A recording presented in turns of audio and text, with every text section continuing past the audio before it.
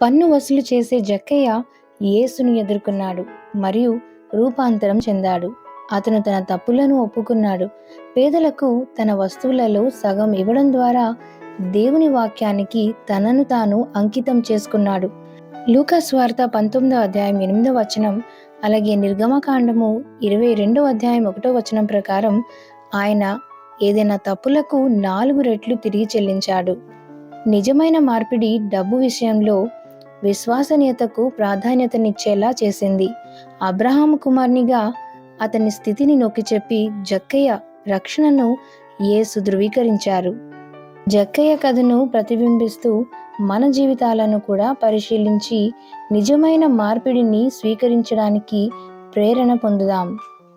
మన తప్పులను ఒప్పుకోవడానికి, దేవుని వాక్యానికి మనల్ని మనం అంకితం చేసుకోవడానికి మరియు మన జీవితంలోని అన్ని అంశాలలో విశ్వసనీయతకు ప్రాధాన్యతనిచ్చేందుకు కృషి చేద్దాం.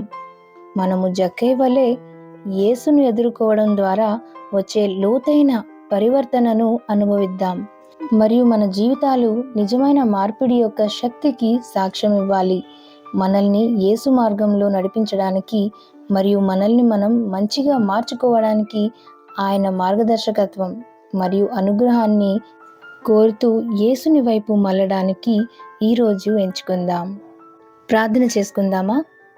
పరలోకపు తండ్రి, మీ కుమారుడైన యేసుక్రీస్తుతో జక్కయ్య యొక్క పరివర్తనాత్మక కథను గురించి మేము ప్రతిబింబించేటప్పుడు మీ దయ మరియు మీ కనికరము మాకు గుర్తుకు వస్తుంది.